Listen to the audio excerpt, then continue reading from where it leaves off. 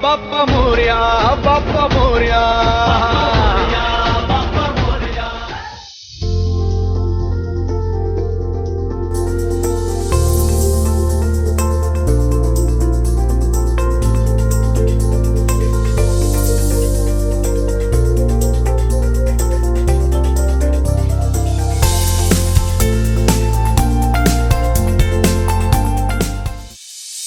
Thank you, all the dignitaries, for first of all sparing your valuable time and agreeing to become part of this webinar. And I definitely believe that all the viewers who will be listening to views of such varied list of guests are going to receive some great insights for their professional career as well as their personal growth. Now, regarding the webinar, the topic is value-based media in COVID times. Well, I feel not only in COVID times, all the times media has to be value-based. And when we talk about value in media, two things are very important. One is truthfulness and impartialness.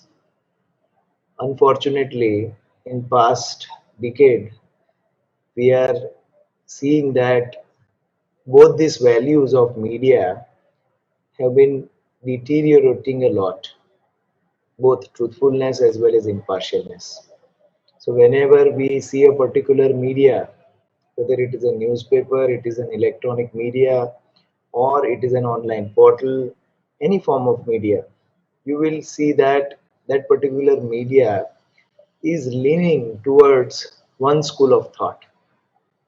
It is partial towards one school of thought, which is never good for the largest democracy in the world, that is India.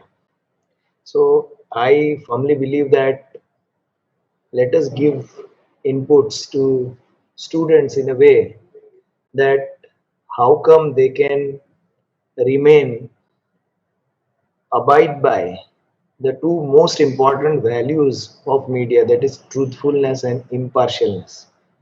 And as the students will progress in their career, there are many things which will come across them which will push them to go away from these values, whether it is question of sustainability, whether it is question of generating business in media, or getting some favors. These are the things which strive you away from these values. And when these values are taken away from media, media loses its importance. So I hope there will be substantial discussions on this, and how we can inculcate the spirit of truthfulness and impartialness in the future generation of journalism is going to matter a lot. So I hope this is being talked about, this is being discussed about, and students' questions on these aspects are taken and addressed in a way that students think in right direction. So with this, I wish all of you very best of luck for the success of the seminar. Thank you, Dr.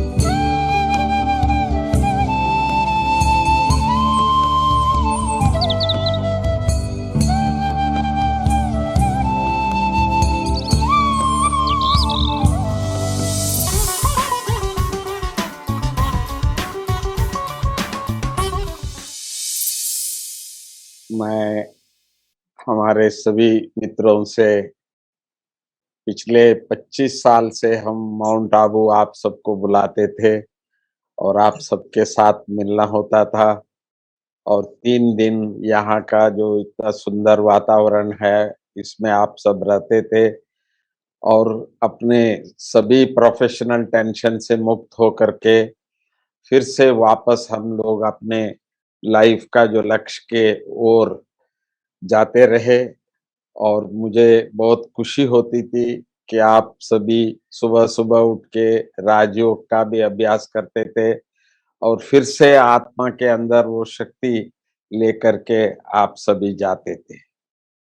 Topic लगभग इसी line पे ही होता था कि value based media. तो इसीलिए value based media साथ-साथ media में जो काम कर रहे हैं, हम भाई-बहनें जो है, हमारे अंदर जो वैल्यूज़ है, जिसको भारत की सनातन धर्म का जो शिक्षा है, जिसमें सद्गुण कहते हैं हम लोग, तो वो कितना है और हमारा जो लक्ष्य है सर्व का अच्छा रहे, तो सर्वजने सुखिनो भवन्तु, ये जो लक्ष्य लेकर के जो प्रजापिता ब्रह्मा कुमारी ईश्वरीय विश्वविद्यालय शिक्षा दे रहे हैं, तो इस आधार पर जो प्रोफ़ेशन में जो भाई-बहनें हैं, उनके अंदर सद्गुण कैसा लाया जाए, तो ये हमने प्रयास करते आए हैं और आज के समय के अनुसार इस प्रकार से हम सब अभी मिल रहे हैं। इतना 2 साल के अंदर एक ऐसी परिवर्तन आ चुका है, जो पहले हम लोग बहुत अच्छे प्रिंट मीडिया कह देते थे, इलेक्ट्रॉनिक मीडिया कह देते थे, तो फिर धीरे-धीरे इलेक्ट्रॉनिक मीडिया के साथ-साथ ब्रॉडकास्ट मीडिया, वो भी एक बहुत बड़े रूप से आ गए हैं और देखते-देखते ये जो सोशल मीडिया भी एक और नया नाम और नया काम शुरू हुआ, जो उसमें सचमुच क्या जो मीडिया के हैं वो लोग या वो लोग केवल एक वर्ल्ड पॉलिटिक्स में या किसी भी तरह से जहां वो चाहे दुनिया को मोड़ने का, जिसको आजकल एक बहुत अच्छे शब्द उपयोगी हो रहा है कि टूल किट कहते हैं। तो नाम मीडिया के है, परंतु काम जो हर एक अपने जो एजेंडा के हिसाब से तो वो चल रहे हैं। तो मीडिया एक इतना वास्ट शब्द हो गया है इस समय पर, परंतु जो लोग हम लोग जो सेवा कर रहे हैं इतने सालों से, तो हम ही लोग हैं। तो इसीलिए मैं समझता हूँ मीडिया सदा ही कोशिश करेगा कि देश पहले और उसके बाद हम। तो इसीलिए ये जो प्रिंसिपल जैसे हम कहते हैं कि एक समय पर मीडिया ने स्वतंत्रता के लिए जो कार्य किया है, तो उसकी वर्णन हम करते रहते हैं। तो आज भी इस समय भी देश के अंदर इस प्रकार की जो समस्या आ रही है कोरोना के, तो ऐसे समय पर भी मीडिया अपना कार्य कर रहा है। भले आपको कुछ देश के पॉलिटिक्स के कारण या धर्म के कारण या किसी भी और कारण से तो थोड़ा कुछ आपको अंतर दिख रहा होगा, परंतु मुझे पूरा विश्वास है तो मीडिया अपना जो लक्ष्य है, जो देश, तो अभी तो भारत का एक स्वमान ये हो गया है कि विश्व के लिए एक आदर्श बनता जा रहा है। उसके लिए निमित्त कोई भी हो, महात्मा गांधी जी का भी आदर्श है सारे विश्व में। तो इसी प्रकार से आज के जो प्राइम मिनिस्टर है, उनका भी लक्ष्य सारा विश्व के लिए है। तो मैं यही कहूँगा कि इस तरह हम लोग वर्चुअल मीटिंग्स समय पर समय करते रहे, तो जैसे हर साल हम लोग करते थे, तो वैसे हम इसी प्रकार हम करते रहेंगे। प्लस आप सबको मैं निवेदन करूँगा कि ये स्थान जो है, जो दादी जी ने हम मीडिया वालों के लिए सदा ही निमंत्रण देते रहते थे। तो आज भी हमारी जो दादी जी है इस समय पर उन्होंने भी यही कहा मीडिया वाले देश के लिए है, विश्व के लिए है। तो इसीलिए उनके लिए ये दिन वो दिन की कोई बात नहीं है। कभी भी आपको जब विचार आता है अपने प्रोफेशन से कभी-कभी थोड़ा कुछ इतने व्यस्त होते हैं हम लोग, तो कुछ समय आपको मिलता है तो ज़रूर आकर के आप लोग शांति, शक्ति ईश्वर से प्राप्त करेंगे। ऐसे कर आपको निमंत्रण देते हुए मैं अपना ये 2 शब्द समाप्त करता हूँ। Om Shanti.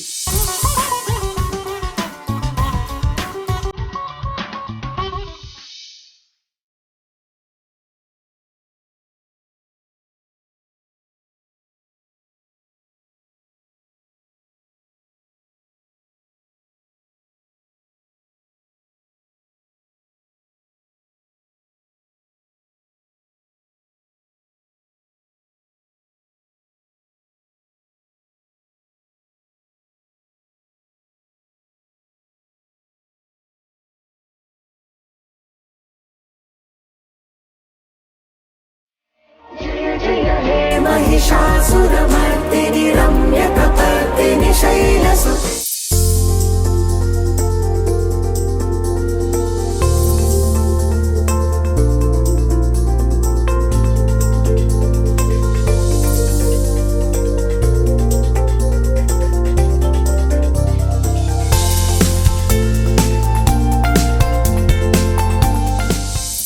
I'm so happy. It gives me pleasure to be at the National Media Webinar organized by the Department of Journalism and Mass Communication of Parul University and Prajapita Brahma Kumari Ishwari Vishwavidyalaya, Mount Abu.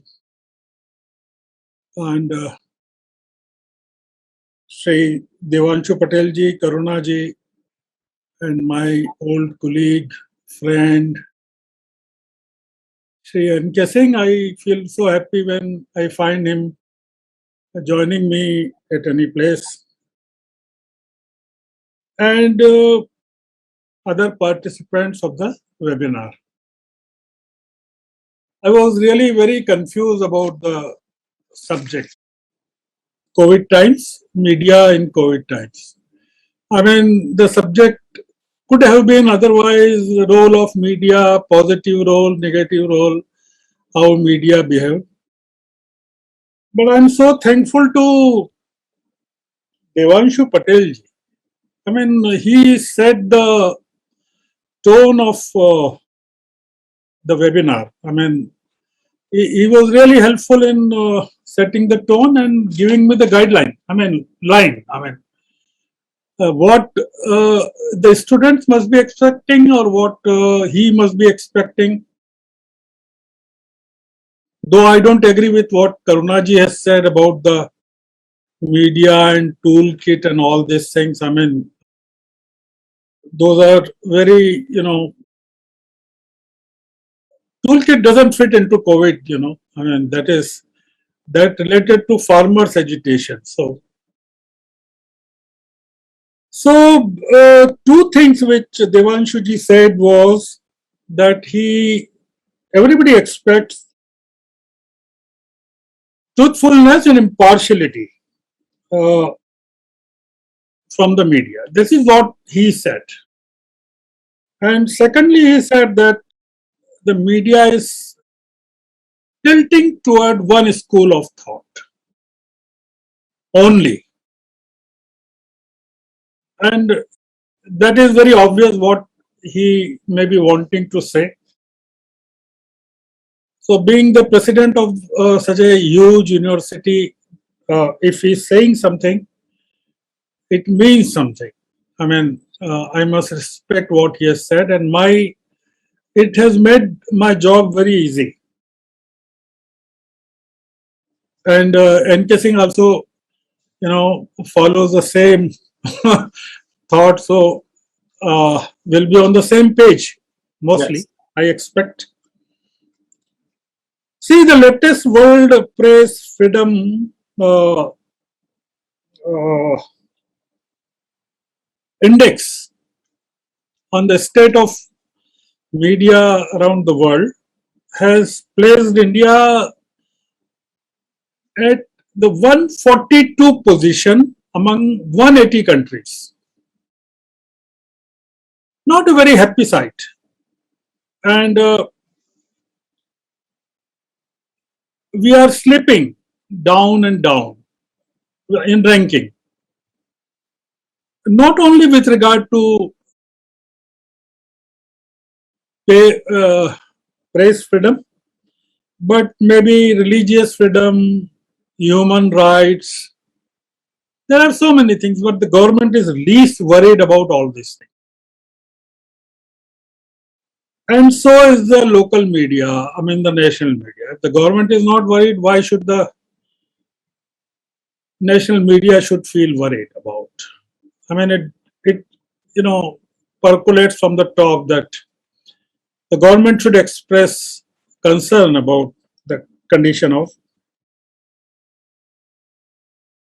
We are down and down, getting down in our rankings in different areas, and the world, other countries going up and up. But there are several reasons for this thing. Before I come to the topic of media in COVID-19 time, there are several reasons for this thing, not only one.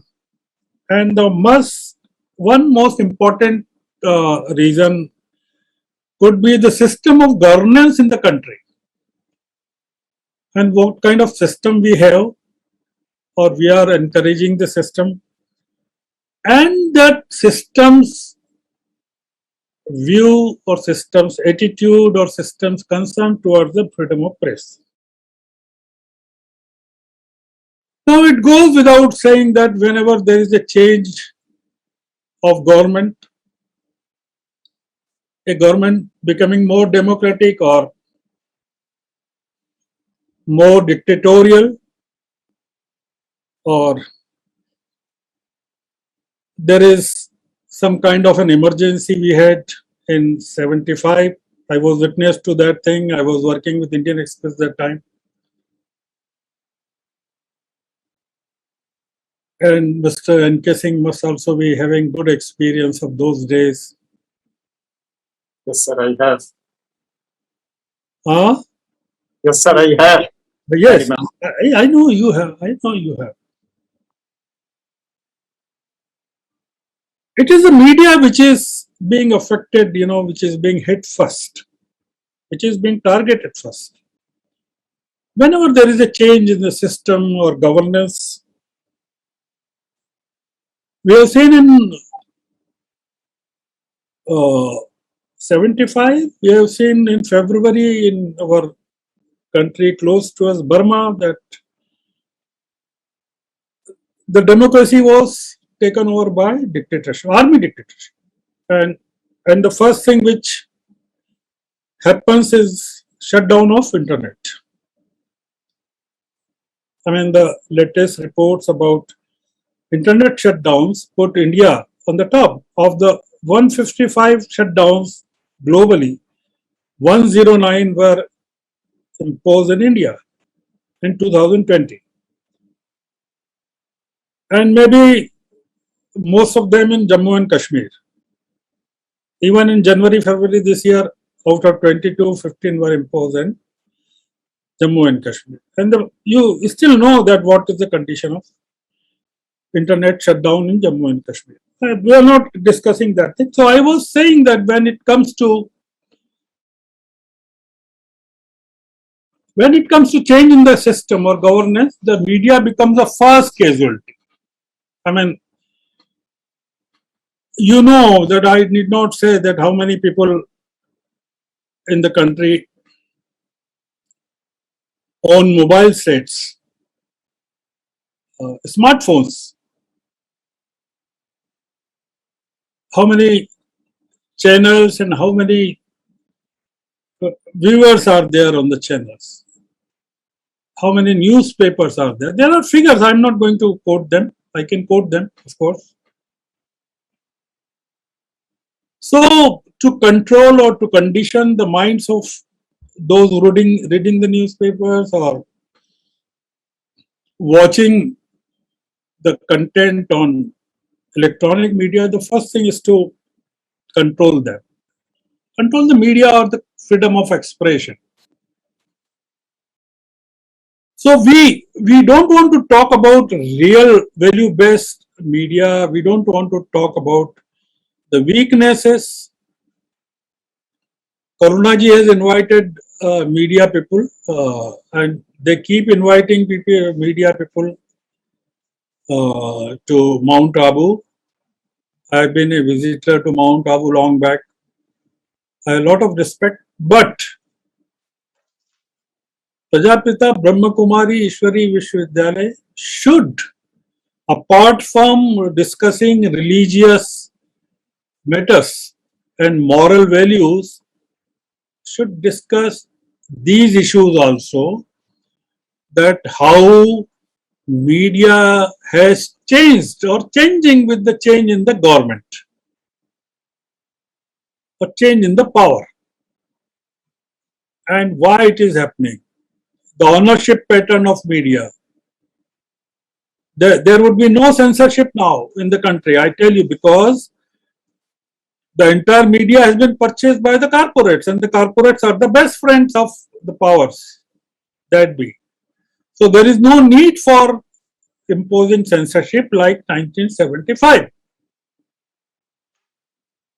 So having said all these things, I'm really thankful to the organizers, Parul University, Shri Patel,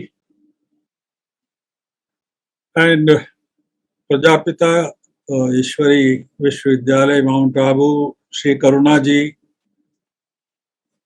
for giving me an opportunity to share my thoughts with you all. And once again, I offer my sincere thanks, heartfelt thanks to Mr. Devanshu Patel. Very young mind, but with very thought-provoking views about media and the present-day governance. Thank you very much for allowing me to speak for a longer period than I was assigned to or was expected to speak. Thank you very much.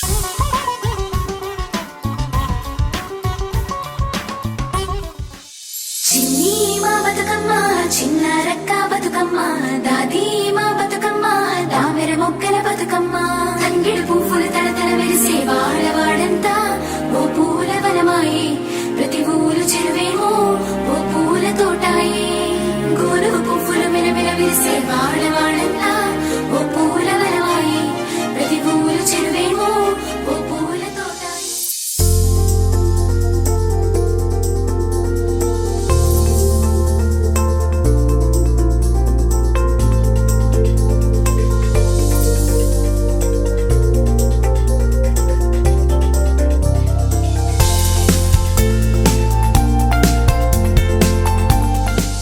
I am indeed grateful to the organizers, particularly the Parul University and Prajapita Brahma Kumari Vishwavidyalaya, for organizing such a seminar.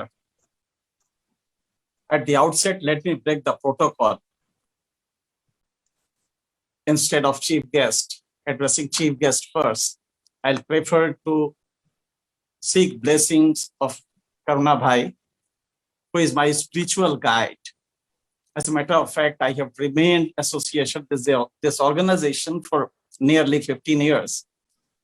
And during my association with this organization, I don't know how much I have gained, but one thing is I have really marveled myself by associating with this organization.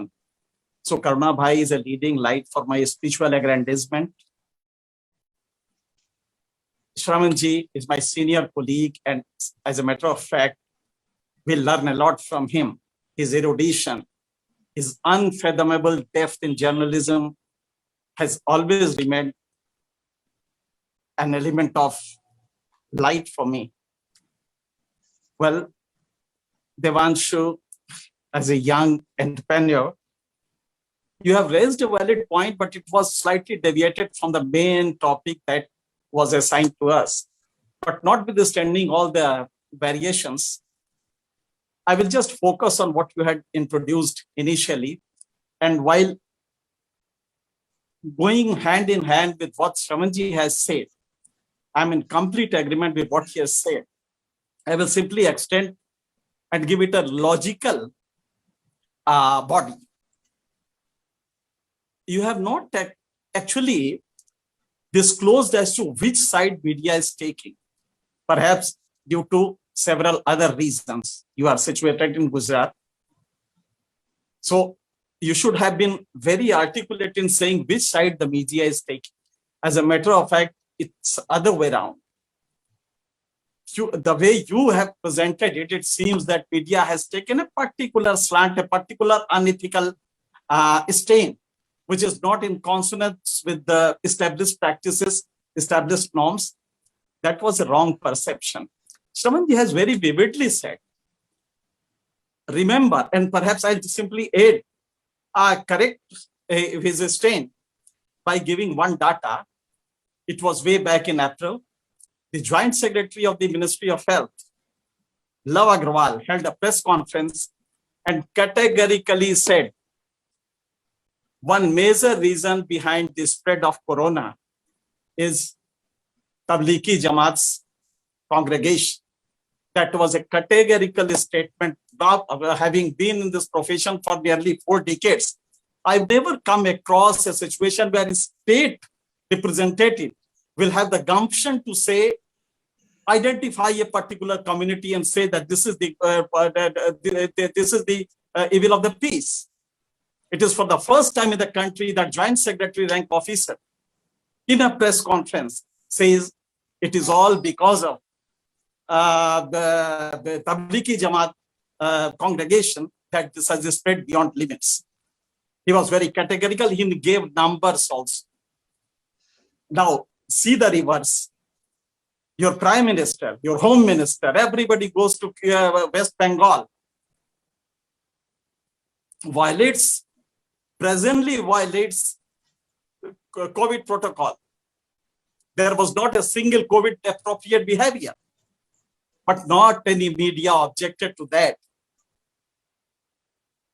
It was a wrong practice coming from the prime minister, who is head of the government, coming from home minister, you know, the kind of stature he enjoys, in the same government allowing Kumbh occasion. How much was the congregation there? Was it less than Tablighi Jamaat's congregation? Did anybody object to that? So don't be partial. That is where our quasi-intellectual people in this country, they have become so cocooned, adopted such a cocooned approach that they simply do not see the obvious.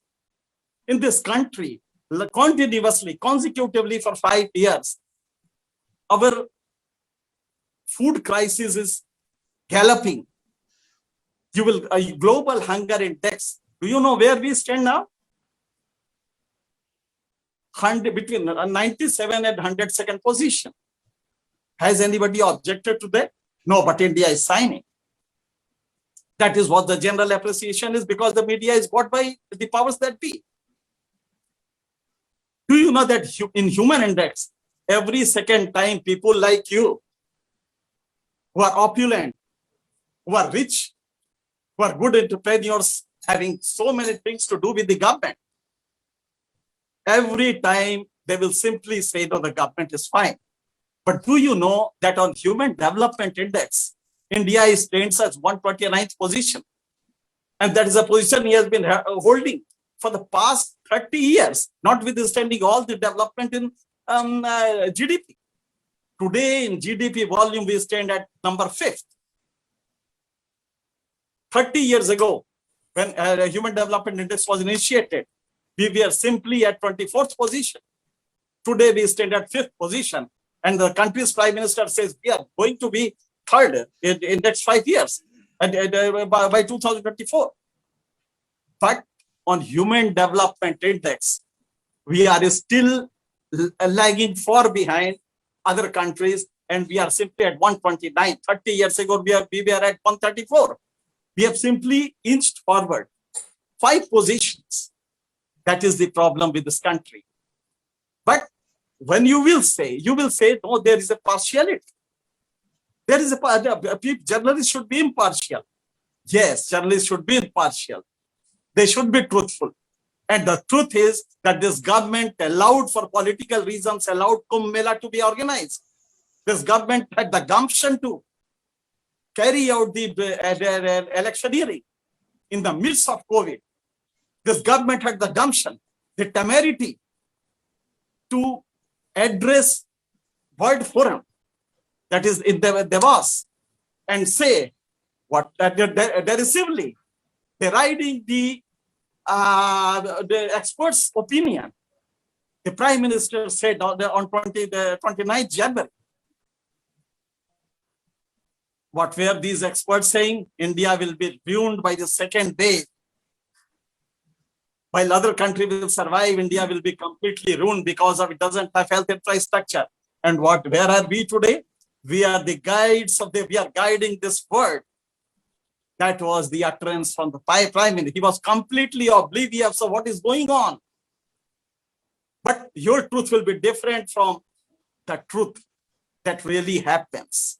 Because you have a jaundiced eye. Because you don't see the obvious.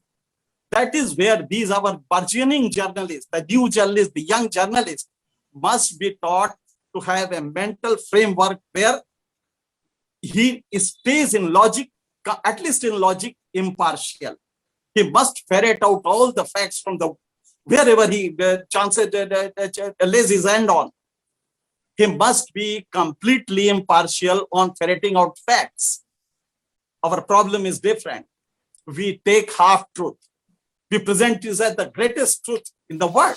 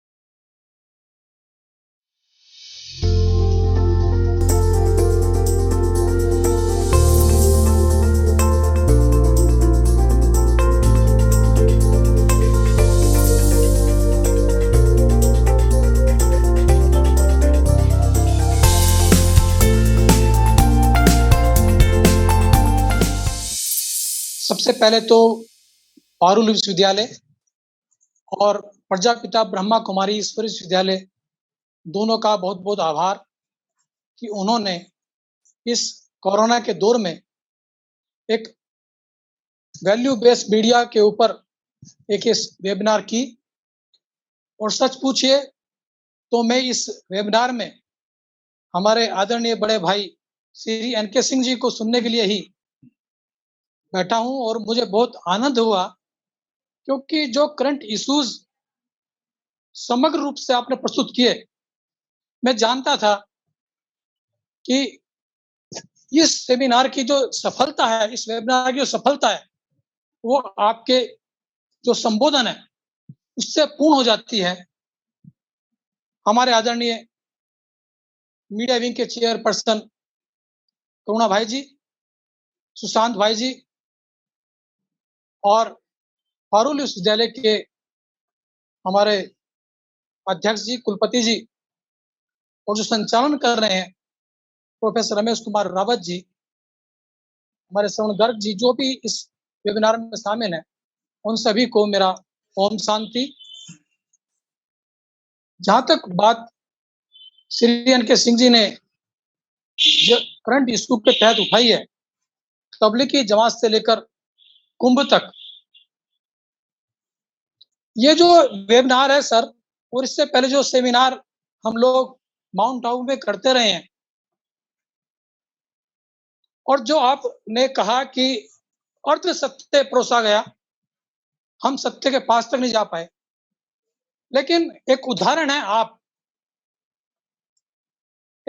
है Brahma Kumari media और आपके ही पद चिन्हों पर चलकर मैंने खुद जो करंट इश्यूज आपने बताए, कुंभ में सबसे पहले लिखने वाला व्यक्ति मैं हूं, जिन्होंने ये नेगेटिव रिपोर्ट्स जो फर्जी बनी और जिस तरह से ट्रस्ट पास किया गया मानकों के विपरीत जाकर के कुंभ में, और उसमें हमारे साधु संत सब कोरोना पॉजिटिव हुए, बहुत सारे चले गए, तो उसको सत्य को उजागर करने वाले अभी हैं। चुनाव के समय भी आप देख सकते हैं, मेरे आर्टिकल्स में कंटिन्यूअसली लिखता हूं, ये आप लोगों की प्रेरणा और जो ब्रह्मा कुमारी की जो सेमिनार्स हुई हैं उसमें जो वैल्यूज सिखाई गई हैं, उसके बल पर बहुत सारे लोग इस धारा में चल रहे हैं और इन करंट टॉपिक्स को उठा रहे हैं।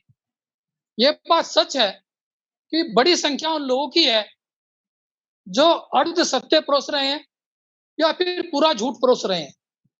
आज के समय में सर, मौके पर जाकर के जर्नलिज्म का फैशन खत्म हो गया।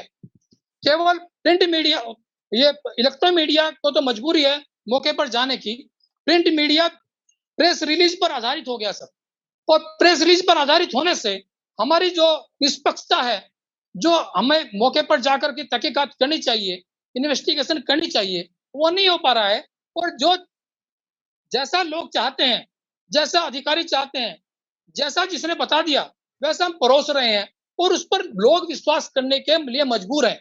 और इसी के विकल्प के रूप में सर जो सोशल मीडिया है सर, वो इसलिए डेवलप हुआ।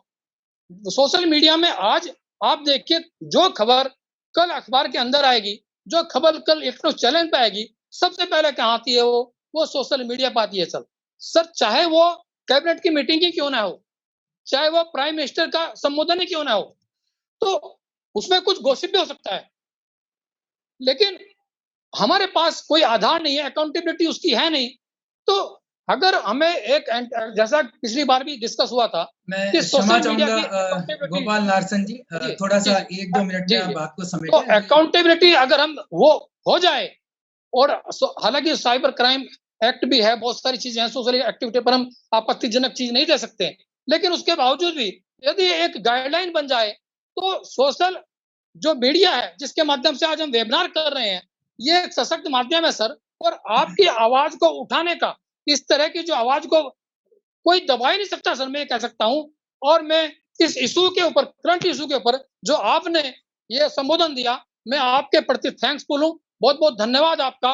और पुनः मैं पारुल विश्वविद्यालय का, प्रजापिता ब्रह्मा कुमारी विश्वविद्यालय का धन्यवाद ज्ञापित करता हूं कि उन्होंने इस कोरोना के दौर में जो वैल्यू बेस्ड मीडिया पर जो डिस्कशन के लिए हमें अवसर दिया, उसके लिए बहुत बहुत धन्यवाद।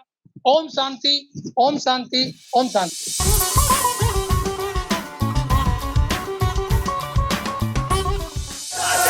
शिवाजी महाराज की जय।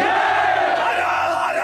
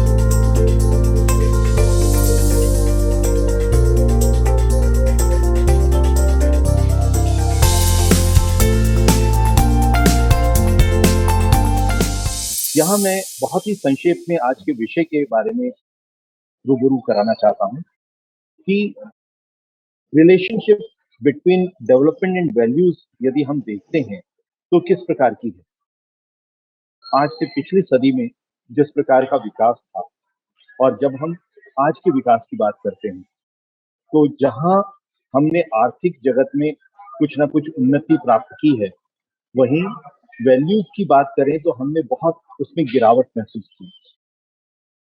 मीडिया की अगर हम एक्सपेंशन की बात करते हैं, मीडिया का विकास हुआ है अगर पिछले 100 सालों में, तो लेकिन इसके साथ ही साथ जो मीडिया की वैल्यूज की बात करते हैं तो उसमें कहीं ना कहीं गिरावट हुई है। हम सब जानते हैं कि changes in value of life cause decline in the quality of life. अगर मान लीजिए वैल्यूज में गिरावट होती है, उसमें परिवर्तन आता है, तो उसके साथ साथ हमारे जीवन में भी, उसके जीवन के मूल्यों में और जीवन की गुणवत्ता में भी कहीं ना कहीं जो है बदलाव आता है। आप सब इस बात से सहमत होंगे कि इस समय जो है violence, anger, self destructive behaviour, self respect for parents, low sense of responsibility, cultivation of dishonesty, suspension and hate between people, ये सब जो सा है एक तरह से जो है वो समय के साथ साथ जो है वो बदलता जा रहा है, बढ़ता जा रहा है। तो ये सब नेगेटिव वैल्यूज को कैसे कंट्रोल किया जा सकता है, उस पर हमें थोड़ा सा चिंतन करना पड़ेगा। और सबसे जो एक ताजुब की बात है कि किसी भी मीडिया स्कूल में मीडिया एथिक्स की पढ़ाई नहीं कराई जाती। आप ये देखिए कि कोई भी मीडिया स्कूल, अभी इंडिया टुडे का पीछे एक पूरा ग्राफ आया था, तो उसमें अलग अलग यूनिवर्सिटीज, अलग अलग मीडिया स्कूल्स को पायदान दी गई थी, कौन पहले पायदान पर है, कौन दूसरे उसमें है। लेकिन हम अगर बात करते हैं जो पहली पायदान पर भी है या जो दूसरी पायदान पर भी है, उसमें भी एथिक्स या वैल्यू एजुकेशन के बारे में या वैल्यू बेस्ड मीडिया के बारे में कहीं सिलेबस में चर्चा नहीं है। ये बहुत ही दुखद स्थिति है। तो मैं आग्रह करूंगा कि पारुल यूनिवर्सिटी को चाहिए कि मीडिया एथिक्स या वैल्यू बेस्ड मीडिया को जो है अपने सिलेबस में कहीं ना कहीं अवश्य स्थान दें। यहाँ इस बात को मैं इस तरीके से भी कह सकता हूँ कि हम इंटरपर्सनल कम्युनिकेशन की बात करते हैं, हम इंट्रापर्सनल कम्युनिकेशन की बात करते हैं, ग्रुप कम्युनिकेशन की बात करते हैं, मास कम्युनिकेशन की बात करते हैं, लेकिन प्रजापिता ब्रह्मा कुमारी ईश्वरी विश्वविद्यालय में जो सिखाया जाता है वो सोल कम्युनिकेशन है, आत्मा का आत्मा से जो संवाद है। और ये संवाद जब तक हमारा सशक्त नहीं होता है तब हमारा जो वैल्यू बेस्ड मीडिया है वो भी प्रभावशाली नहीं हो सकता है। और इसी को सशक्त करने के उपाय हमें खोजने होंगे और इसे कहीं ना कहीं मीडिया में स्थान देना होगा। यदि ये आध्यात्मिकता हम सब प्रयोग करते हैं, इसका उपयोग करते हैं और इसे जीवन का एक आधार बनाते हैं, तो निश्चित रूप से हम एक सशक्त और सुंदर समाज का निर्माण कर सकते हैं। यहाँ दो वाक्यों के साथ मैं इसको आपको दर्शाना चाहूंगा। ऑल इंडिया रेडियो का जो मूल मंत्र रहा है वो है बहुजन हिताय बहुजन सुखाय। तो जब भी मीडिया का हम कहीं प्रयोग करते हैं तो हमें इस बात का ध्यान रखना होगा कि हम बहुत लोगों के सुख का कार्य करें, बहुत लोगों के हित का कार्य करें। जो ऐसा हो वही संवाद हमारा उपयुक्त रहेगा। और यहाँ दूसरा जो मैं मोटो वो दूरदर्शन का बतलाना चाहूंगा, वो है सत्यम शिवम सुंदरम। जो सत्य है वही हमारे लिए कल्याणकारी है। जो शिवम यानी जो कल्याणकारी है वो हमारा आधार होना चाहिए।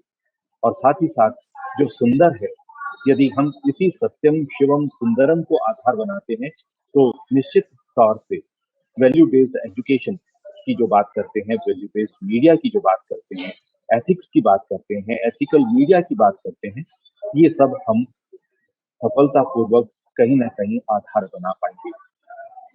मुझे एक बार फिर से आप सबको धन्यवाद करने के लिए मैं उस प्रयास को जो सा है सकारात्मक प्रयास आपने किया है इसके लिए अभिनंदन करता हूँ। बहुत बहुत धन्यवाद आयोजकों का भी और आप सबका भी।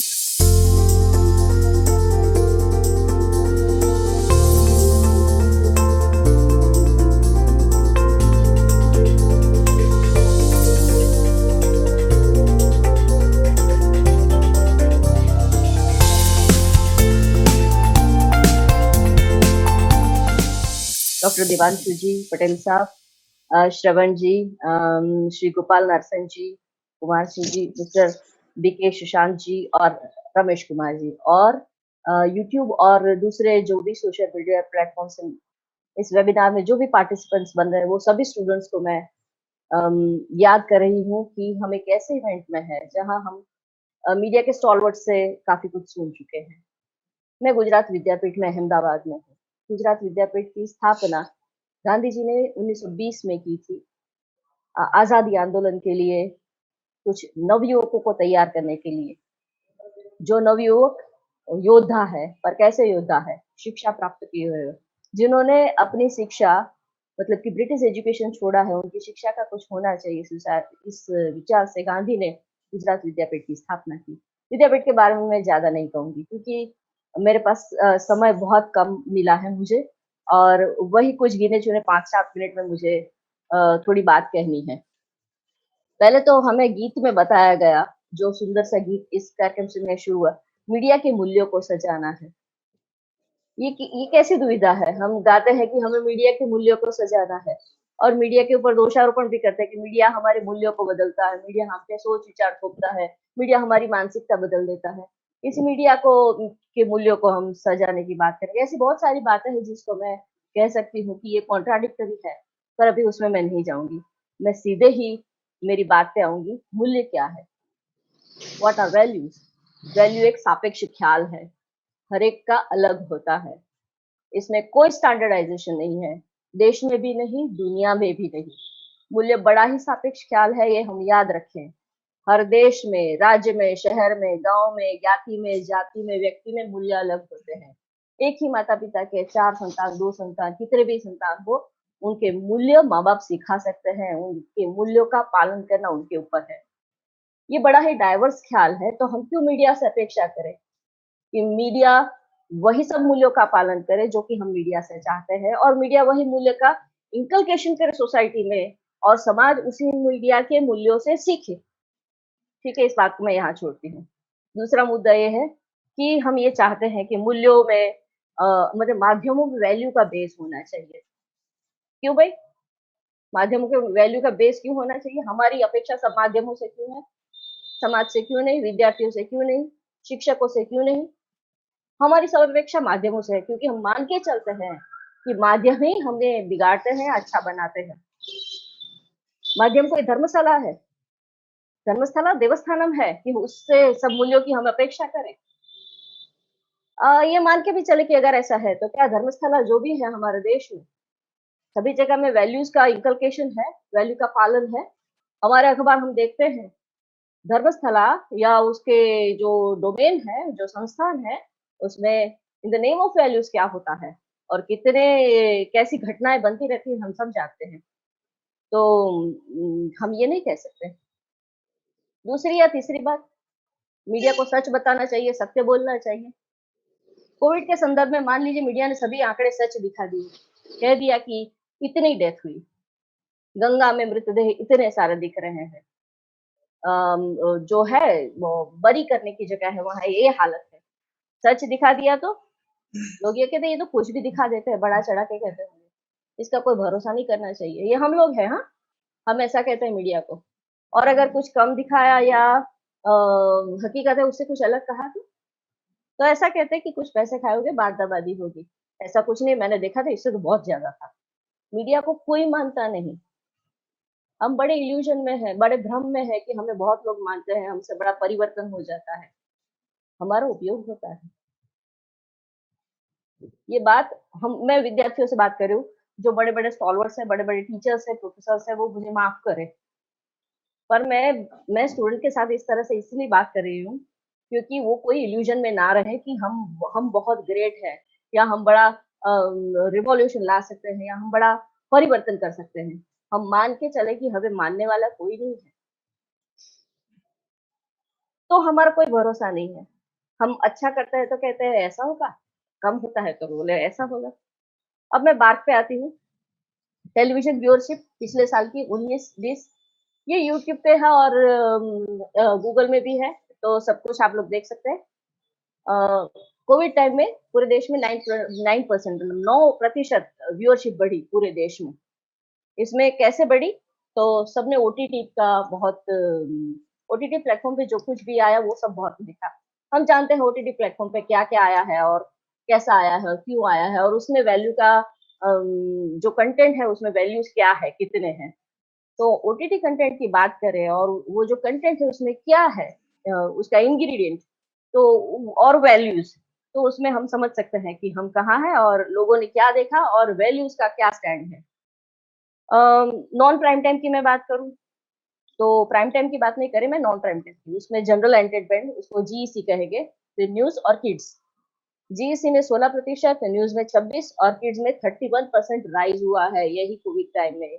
ये एक बड़ी दुर्घटना थी पूरी दुनिया में कि एक वायरस के कारण इतने सारे लोग अफेक्ट हुए, बहुत सारे लोग मरे हैं, फिर भी जो जिंदा थे वो क्या अटैच थे उन मर रहे लोगों से या मर चुके लोगों से या इतना टेलीविजन देख करके उनके अंदर बहुत कुछ दुख हुआ था कि उन्होंने टीवी नहीं देखा या तो उन्होंने टीवी क्या देखा या टीवी में क्या देखा।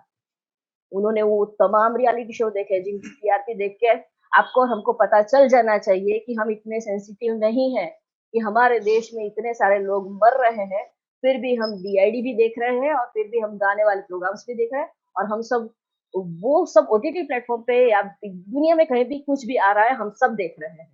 तो सवाल हमारी सेंसिटिविटी का है।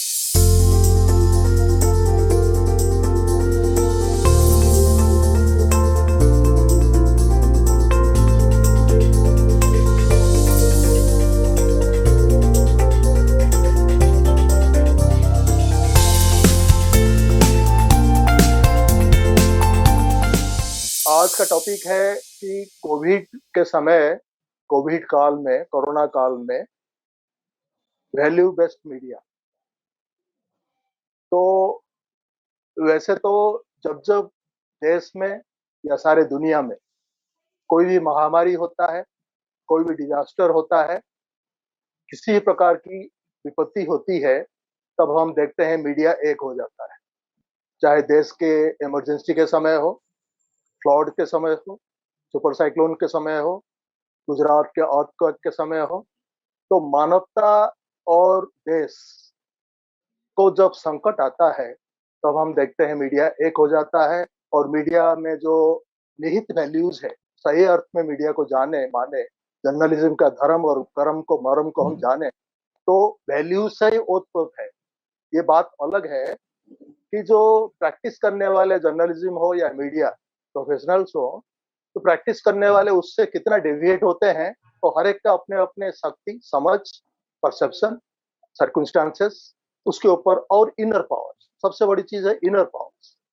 तो बाहरी प्रेशर, बाहरी दबाव, बाहरी टेम्पटेशन, बाहरी थ्रेट्स होते हुए भी हम मीडिया जर्नलिस्ट, मीडिया प्रोफेशनल्स अपने आंतरिक शक्ति और क्षमता और आंतरिक जो हमारे मूलभूत गुण है, जो आधार है, जो मूल्य है, उसके आधार पर हम उसको कितना तिरोहित कर सकते हैं, कितना सस्टेन कर सकते हैं, कितना उसको कंटेन कर सकते हैं, ओवरकम कर सकते हैं, ये हर एक की अपने अपने शक्ति क्षमता के ऊपर डिपेंड करता है।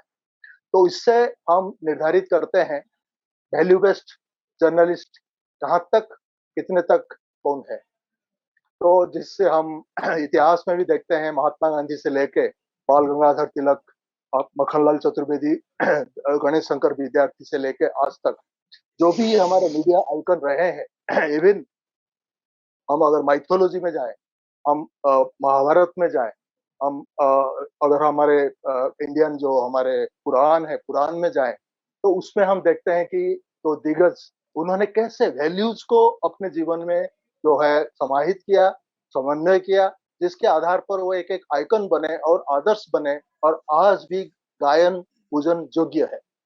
तो कोविड काल में जो मीडिया वाले, मीडिया और जर्नलिस्ट और मीडिया प्रोफेशनल्स जो जिस प्रकार की वैल्यूज और जिस प्रकार की पॉजिटिविटी और जिस प्रकार की सर्विस सेंट्रिक जो उन्होंने अप्रोच जो दिखाई, तो ये वास्तव में सराहनीय है। कोविड के समय वास्तव में वैल्यू बेस्ड मीडिया जो है ज्यादातर हाईलाइट हुआ है और कोई सिखाया नहीं गया है, लेकिन अपने आप ये एक इंसानियत है ये इंसानियत जो है वो वैल्यू बेस्ड मीडिया है। वैल्यू बेस्ड मीडिया कोई पढ़ाने वाली चीज नहीं है, ये आंतरिक जो है, आंतरिक अंतरात्मा का जिसको हम कहते हैं आवाज, जिसको हम कहते हैं इनर कॉन्साइंस, जिसको हम कहते हैं conscience keeper, media is the conscience keeper. तो वो कॉन्साइंस जो है मीडिया का, जो आत्मा की जो आवाज है, वही उसको रेगुलेट करता है, वही उसको गाइड करता है, वही उसका वैल्यू।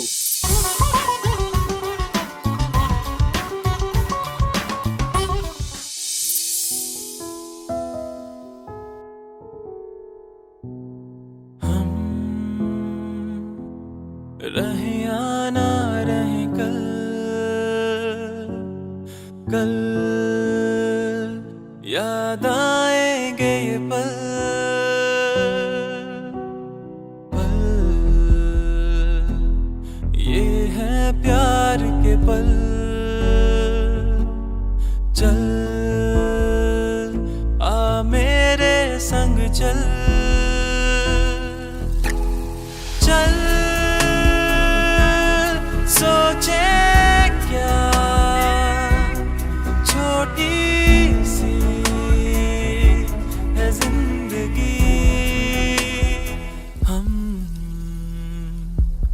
रहे या ना रहे याद आएंगे ये पल।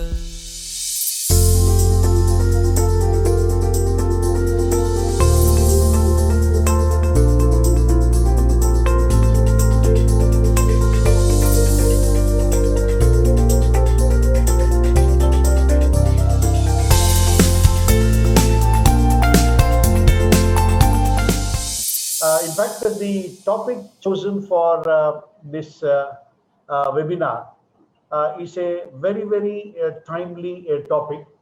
Of course, value-based journalism always is important. It is not that it is important only today.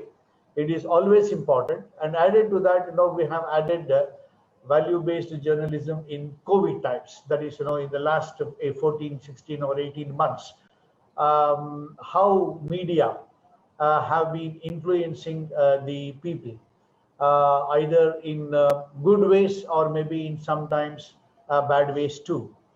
Sometimes leading to panic among the watchers or observers or readers or viewers, depending upon the medium we are talking of. The situation has come to that pause now. People have started wondering whether all what is reported in the media should be trusted or should be taken with a pinch of salt.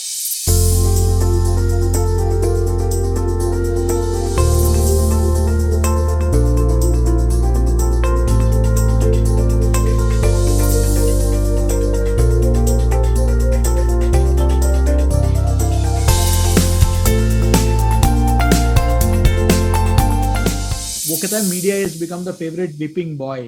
तो हम लोग हर जगह बैठ के media को लताड़ते हैं। Media lashing has become the national obsession, so to say. तो लेकिन एक बात और मैं बताऊं, हम आपस में मीडिया कर्मी या मीडिया एजुकेटर्स जब बैठते हैं, हम लोग जितना अपनी आलोचना करते हैं, मुझे नहीं लगता है कि इस दुनिया में, कम से कम इस देश में, ऐसा कोई पेशा है जो इतने खुलकर अपनी आत्मालोचना, हम तो आत्मावलोचना ही नहीं, आत्मभर्सना तक पहुंच जाते हैं। वी कंडेम आवरसेल्व्स, जो किसी और प्रोफेशन में नहीं है। अगर ये हर प्रोफेशन में आ गया, हर पुलिस वाला ये करने लग गया, हर डॉक्टर ये करने लग गया, तो मैं आपको विश्वास दिलाता हूं सारे प्रोफेशन सुधर जाएंगे।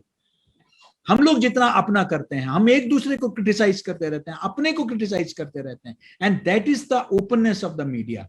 मैं मानता हूं मीडिया की लिमिटेशंस है, एंड देयर एंड मीडिया अगर गलत करता है तो उसका प्रभाव पूरे समाज पे पड़ता है, पूरे लोकतंत्र में पड़ता है। इसलिए मीडिया को हमें दूसरे प्रोफेशन के साथ कंपेयर नहीं करना चाहिए, ये भी मैं मानता हूं। Media is indifferent, but let us also accept that media is working under lot of constraints. Media, मैं इसलिए 3 बातें अक्सर बताता हूं, खासकर क्योंकि आपके यहाँ बहुत मीडिया स्टूडेंट्स भी है। Please distinguish between media house and media person, ये आपको समझना बहुत आवश्यक है। मीडिया हाउस एक कॉर्पोरेट एंटिटी है, मीडिया पर्सन जो है वो एक एम्प्लॉई है, और आज हम एक ऐसे समय में वो एम्प्लॉय है जब न तो आपके वेज बोर्ड्स हैं, न तो आपके वर्किंग जर्नलिस्ट एक्ट है, सब आज नहीं है, न कोई ट्रेड यूनियंस है मीडिया का कोई इफेक्टिव तरीके से। 99% एम्प्लॉइज अभी भी सब कॉन्ट्रैक्ट में आ गए हैं। The sword of Damocles hangs over their head, उनको भी घर चलाना है। बट आई एम नॉट, कई बार एक जगह एक बहस हो गई मेरी इस बात को लेकर, तो मुझसे किसी ने कहा कि आप ये जो समस्याएं मीडिया कर्मियों का बोलते हैं, तो आप ये बताइए कि अगर देश का फौजी भी इस तरीके से सोचने लग गया। मैंने कहा कि देखिए, आई टोटली आपके जज्बे को सलाम, देश के फौजियों को सलाम, उनकी कुर्बानी बहुत बड़ी है, लेकिन मेरा जो फौजी आज ग्राउंड में है, जो पत्रकार है, उसको किसी प्रकार का फाइनेंशियल सिक्योरिटी नहीं है। वो अगर शहीद हो जाता है तो उसका परिवार सड़क पे आ जाती है, उसके लिए कोई सोशल सिक्योरिटी नहीं है जो हमारे फोर्सेस में मिलता है। This is also a reality. तो इस बात को अब जाके कुछ स्टेट्स ने उनको कोविड में फ्रंटलाइन वॉरियर्स डिक्लेयर किए हैं जर्नलिस्ट को, और उनको वैक्सीनेशन में प्रायोरिटी दी जा रही है। उनको कुछ रिलीफ जर्नलिस्ट वेलफेयर फंड में मिनिस्ट्री ऑफ इंफॉर्मेशन ब्रॉडकास्टिंग से मिल रहा है, कुछ स्टेट गवर्नमेंट्स ने कदम उठाए हैं। But other than that the media persons are also, अगर 250 लोग डॉक्टर्स की मौत हुई है तो 200 से ऊपर, और ये इंडिपेंडेंट असेसमेंट्स हैं, 200 से ऊपर पत्रकार भी जो है उनकी भी, मतलब शायद उससे ज्यादा ही होगा, उनकी भी मौत जो है in the discharge of their duties हुई है इस कोविड के दौरान। So my thing is that yes, कई स्टोरीज, कुछ स्टोरीज को लेकर चिंताएं जरूर जताई गई कि क्यों ऐसे बहुत सारे स्वयंसेवी संस्था, हजारों उनके वॉलंटियर्स, वो जब अपने सगे संबंधी शरीर को हाथ लगाने के लिए तैयार नहीं थे, वो उन कोविड के विक्टिम्स को, उनको एक डिसेंट डिग्निफाइड बरियल्स भी दिए, ये भी या बरियल्स या क्रिमेशंस ये भी किया। बहुत सारे वॉलंटियर्स ने हजारों दिन का खाना, राशन, ये सब पहुंचाया।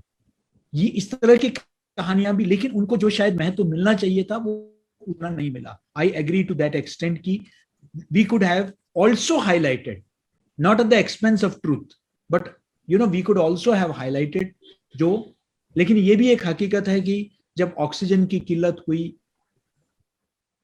तब जो हॉस्पिटल्स हैं उनको जब राहत नहीं मिलती थी, they used to call up the hospitals, they used to call up the news channels, and news channels जो है बताते कि आप 15 मिनट का ऑक्सीजन बचा हुआ, उसको, मतलब virtually state governments and central government and other और एजेंसीज को सक्रिय बनाने में मीडिया की एक बड़ी भूमिका इस कोविड काल में रही है।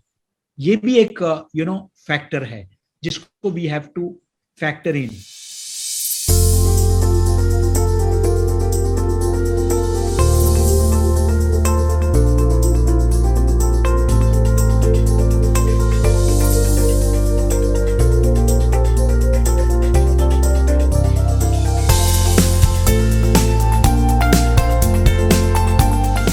मीडिया के सामने जो चैलेंजेस हैं और जो अपॉर्चुनिटीज हैं वो कोरोना काल में खुलकर सामने आई हैं।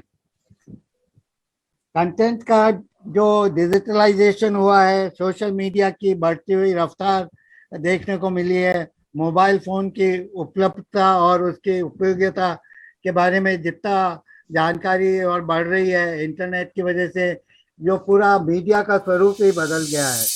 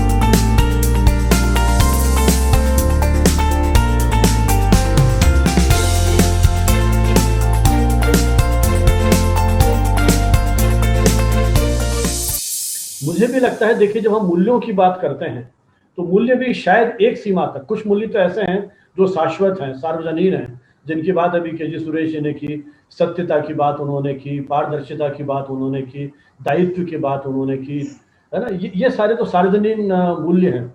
कुछ मूल्य समय सापेक्ष भी होते हैं। पत्रकारिता की एक बहुत लंबी यात्रा हमारे पास है। औपचारिक रूप से बात करूं तो कम से कम 250 वर्ष का इतिहास हमारे सामने है।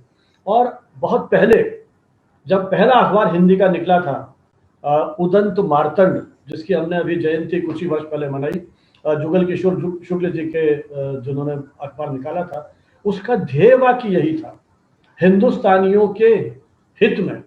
तो हिंदी का पहला अखबार हिंदुस्तानियों के हित में निकलता है। तो मैं इसको व्यापक रूप से बात करूं तो जो जनहित की पत्रकारिता है, जन सरोकारों की पत्रकारिता है, वस्तुतः वो एक तरह से मूल्यपरक पत्रकारिता की ओर प्रयाण है। आजादी के बाद बार बार के.जी. सुरेश जी ने कहा, पत्रकारिता प्रोफेशन हो गई है। तो जो प्रोफेशन के साथ व्यवसाय जन्य विकृतियां सारे व्यवसायों में आई हैं, तो मीडिया भी इससे अछूता नहीं है। मीडिया में भी इसी सोसाइटी से निकले हुए पत्रकार जो हैं वो काम कर रहे हैं। आज़ादी के बाद जब इसको हमने प्रोफेशन स्वीकार कर लिया, कई लोगों ने कमीशन की बात भी करने लग गए हैं। पी साईनाथ जिन्हें अभी अंतर्राष्ट्रीय पुरस्कार मिला 1-2 दिन पहले ही, उन्होंने बहुत सारे ऐसे मुद्दों को उठाया अपने वक्तव्यों में।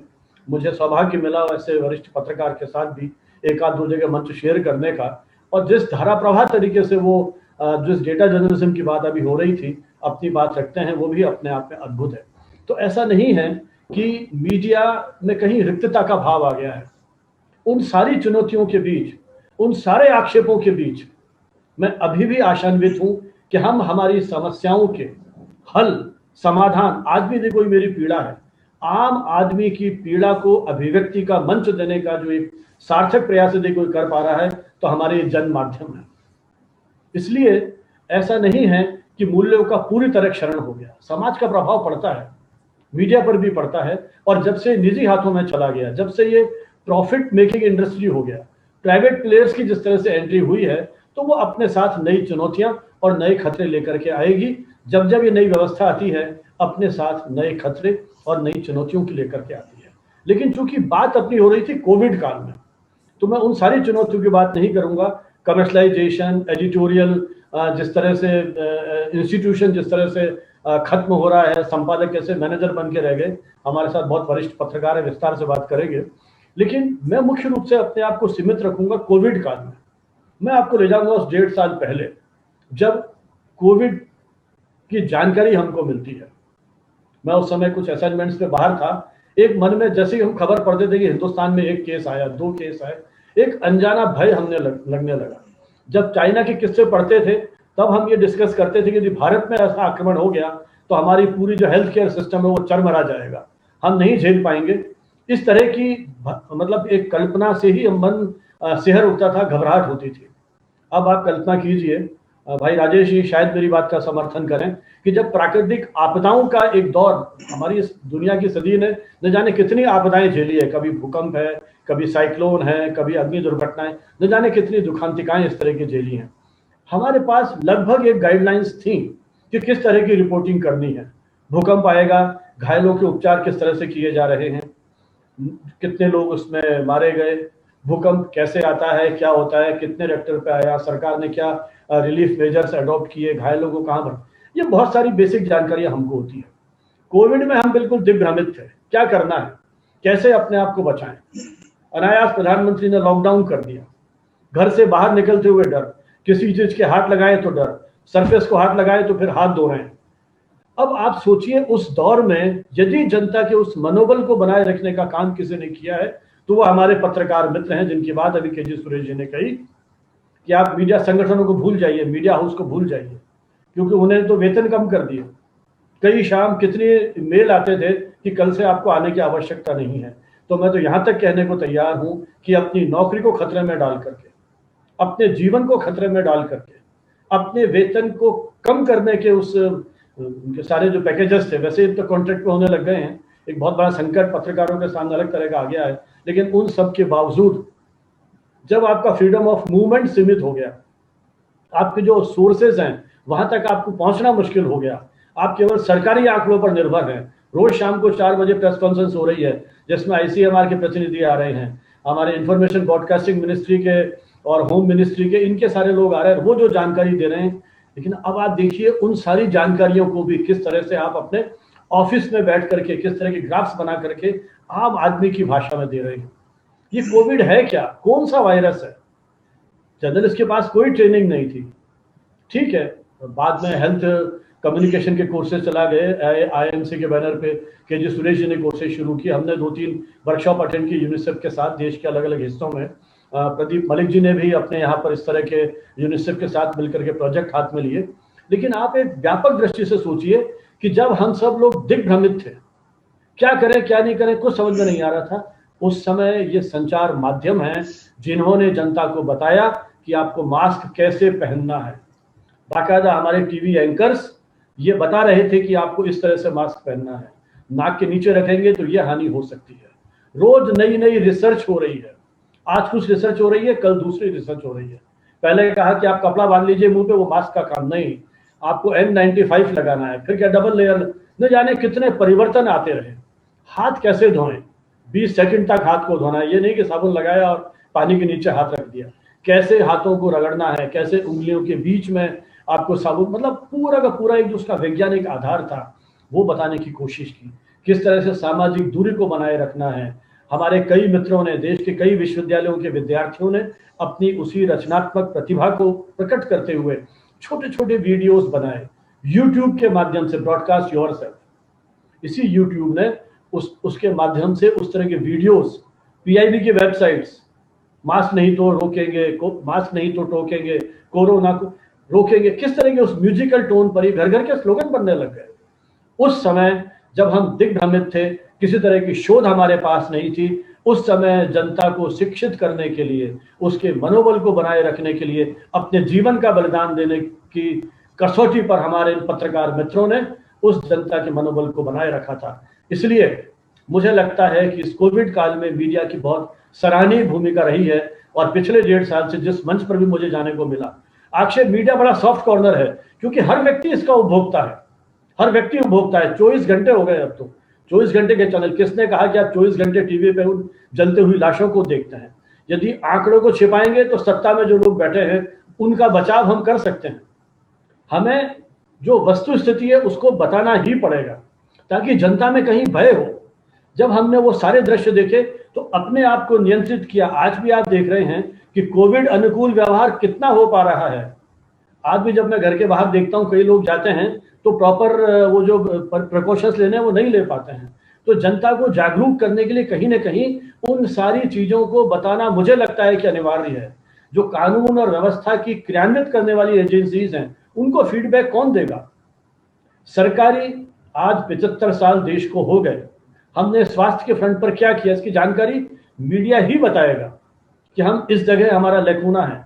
जब हमारे इतने श्रमिक, अचानक लॉकडाउन हो गया, लोगों के लिए जीवन काटना मुश्किल हो गया। अब तो ये स्थिति आ गई थी कि जब हमको अंतिम सांस लेनी है तो हम हमारे घर में ही जाके लेंगे, और लोग सड़क पे निकल पड़े, अपने घरों की ओर जाने लगे।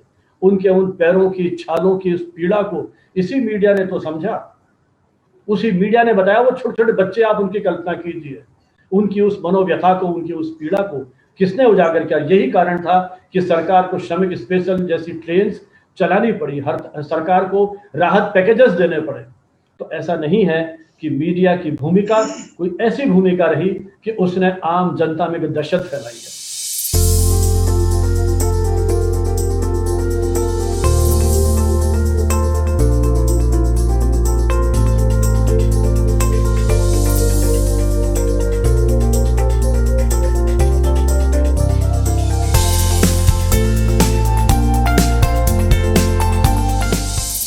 इस विषय की बात है।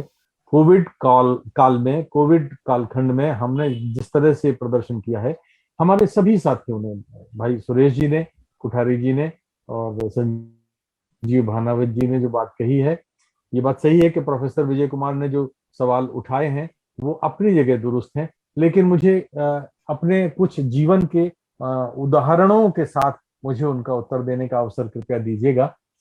ऊपर मेरी डेस्टिनी ने, मेरी नियति ने मुझे इस बात का भरपूर अवसर दिया है कि मैंने प्रिंट और टेलीविजन दोनों का स्वर्णकाल देखा है और रेडियो, टेलीविजन, सोशल मीडिया और रेडियो में लगातार मुझे काम करने का मौका मिला है।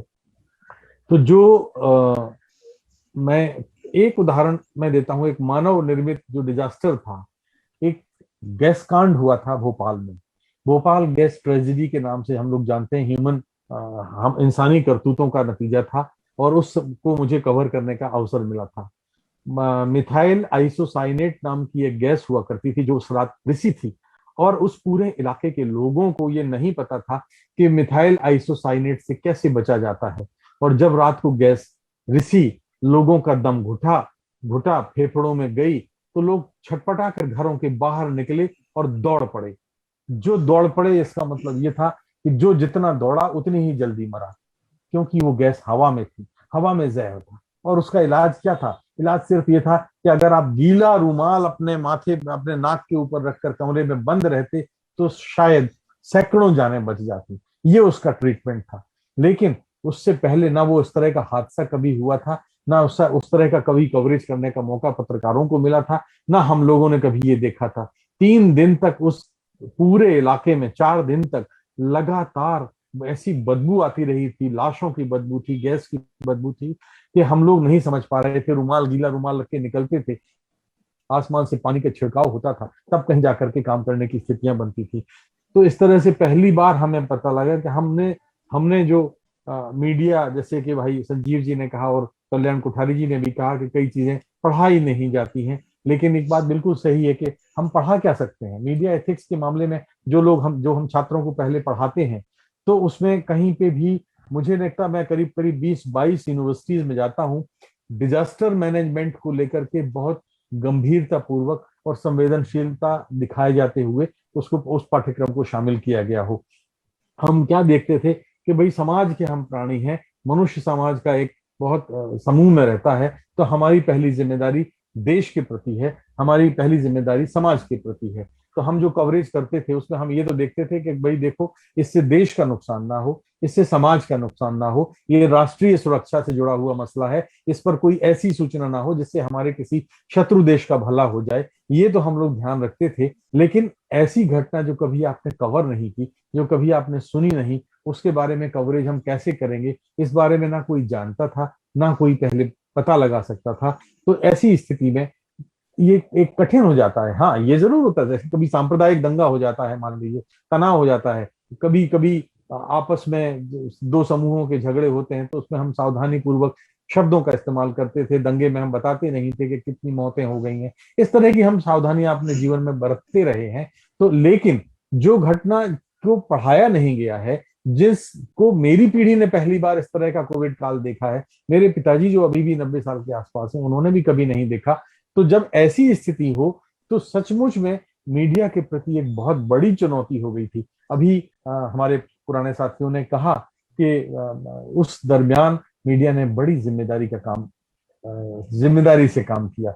मैं बिल्कुल इस बात से सहमत हूं, क्योंकि देखिए मीडिया ने जिन स्थितियों में काम किया, आप देखिए उस समय जिस 24 मार्च को जब ये अचानक लॉकडाउन का अनाउंसमेंट हुआ, तो उस वक्त हम सब घरों में बंद थे, घरों से चैनल चल रहे थे, किसी का कोई पास नहीं था, किसी को निकलने की इजाजत नहीं थी, कहीं किसी को पता नहीं था कि इसके लक्षण क्या हैं, किसी को ये पता नहीं था इसकी दवाई क्या है, किसी को ये पता नहीं था कि ये इससे बचा कैसे जाए। जब खुद पता नहीं था तो हम बताते क्या। ये एक बहुत बहुत जिम्मेदारी से मैं कह रहा हूं कि हर जर्नलिस्ट घर के अंदर कैद था। जो सूचनाएं परदेश से छन छन कर आती थी, जो सूचनाएं देश के एक्सपर्ट्स हमारे बताते थे, हम उनको बताते थे। तो सार के तौर पर हम यही तो बता पाए ना कि भाई देखिए, मास्क लगाइए, सोशल डिस्टेंसिंग का पालन करिए, बार बार हाथ धोइए, साफ सफाई करिए। यही 3 चीजें थी जो कॉमन सबके जो ट्रीटमेंट के सिस्टम थे उसमें ये बात कही जाती थी। लेकिन जो मैं बात बहुत सम्मान के साथ कह रहा हूं कि डॉक्टरों के स्तर पर भी, क्योंकि उन्होंने भी अपनी जिंदगी में पहली बार देखा था, तो बार बार अलग अलग उनके वर्जन आ रहे थे, एक्सपर्ट्स के अलग अलग टिप्पणियां आ रही थी। जो संसार की सबसे बड़ी नियामक संस्था है WHO तक बार बार अपने बयान बदल रहा था। कभी कभी ये कहा जाता था कि नहीं ये गर्मियों में फैलता है, बंद हो जाए, गर्मियों में मर जाएगा। फिर ये कहा गया कि नहीं सर्दियों में मर जाएगा। फिर कहा गया कि नहीं बरसात में मर जाएगा। ये बार बार कभी कहा गया कि मास्क जरूरी है, कभी कहा गया कि मास्क जरूरी नहीं है। तो जब ऐसे संसार की शिखर स्तर की जो जो एजेंसियां हैं, और हमें याद है कि चूंकि अमेरिका से हमारे इन दिनों बीते कुछ वर्षों के साथ अच्छे ताल्लुक हैं, तो जब तत्कालीन राष्ट्रपति डोनाल्ड ट्रंप जिस तरह से WHO पर आक्रमण कर रहे थे, तो तब हमें पता लग रहा था कि WHO, तब शायद हम ट्रंप पर भरोसा नहीं कर रहे थे। हमें लगता था कि ट्रंप WHO जिस तरह से बात कर रहा है, बार बार अपनी टिप्पणियां बदल रहा है, ये है क्या, कौन सच है? आखिर हम मीडिया मैन होने के नाते अपने करोड़ों दर्शकों के साथ न्याय कैसे करेंगे, हम बताएं क्या? जब WHO अपने वर्जन बदल रहा है, जब चीन के बारे में भ्रामक सूचनाएं आ रही थी, कौन था बताने वाला? ब्रीफिंग का सिस्टम तो बहुत बाद में बना, और तब तक इस देश में गंगा में पानी बहुत बह चुका था। इस देश में बहुत सारे बीमार, बहुत सारे लोग, लाखों करोड़ों लोग पलायन कर चुके थे। ये सोचते हुए देखिए, आजादी के बाद का सबसे बड़ा पलायन था जो 2 देशों में विभाजन हुआ था, हिंदुस्तान और पाकिस्तान का बंटवारा हुआ था। उस दरमियान भी ऐसा पलायन नहीं देखा गया कि जो आदमी ये सोचने लग जाए कि यहाँ तो मरना ही है, तो घर जाके क्यों ना मरो, अगर हम यहाँ रहे तो मर जाएंगे। लोगों की नौकरियां चली गई, लोगों के रोजगार छिन गए, पत्रकारों के रोजगार छिन गए। भाई सुरेश अभी बता रहे थे कि 200 का, मैं 765 पत्रकारों की सूची में मेरे पास है। 765 पत्रकार अपनी जान गंवा चुके हैं मीडिया पर कवर करते हुए। जैसे ही लॉकडाउन थोड़ा खुला तो बेचारे निकल पड़े, अपनी जान की चिंता न करते हुए सर पर कफन बांध के निकल पड़े, और उन्होंने सच सूचनाएं पहुंचाने का साहस जुटाया। तो 765 लोग अभी तक जान गंवा चुके हैं। उनके परिवारों को बीमा कंपनियों ने हाथ खड़े कर दिए। बीमा होने के बाद भी हम कोरोना कोविड पेशेंट्स को नहीं देते। आयुष्मान कार्ड को मना कर दिया गया, जो गवर्नमेंट ऑफ इंडिया का कार्ड। तो जब ऐसी स्थितियों में आम आदमी जूझ रहा हो, कई डॉक्टर ऐसे पकड़े गए हैं जो नकली इंजेक्शन बेच रहे थे, तो आखिर पत्रकार सूचना लाएगा? पत्रकार के पास कौन सा ऐसा फिल्टर लगा हुआ था, पत्रकार के पास कौन सा ऐसा लेंस लगा हुआ था जो वो ये कहता और देखता कि नहीं अमुक सूचना सच है, अमुक सूचना गलत है। एक सूचना अगर मैं मान लीजिए किसी अधिकृत एजेंसी के आधार पर आज प्रसारित कर देता हूं, तो दूसरी कल उस सूचना का खंडन हो जाता है, उस सूरत में मैं झूठा साबित हो जाता हूं। तो पत्रकारों के लिए तो इतनी तलवार की नोक पर काम करते हुए उन्होंने काम किया है कि मैं उनको सलाम करने के अलावा कुछ नहीं कर सकता।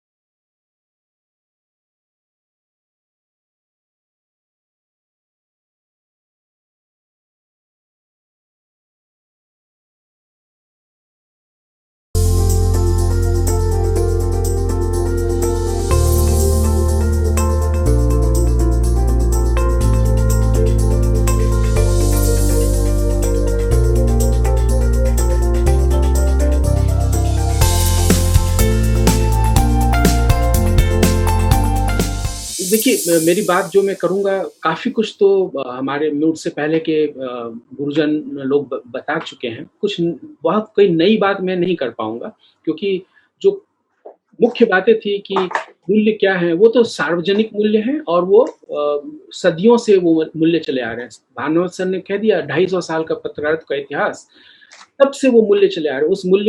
उस मूल्य के किसी भी पैमाने का, एनी फैक्टर इन दैट, वो वैल्यू का आज कुछ भी कमी नहीं है उसमें। किसी का इम्पोर्टेंस, महत्व कम हो गया हो, ऐसा कुछ नहीं है। सभी का महत्व आज भी उतना ही है जितना आज से 250 साल पहले थी।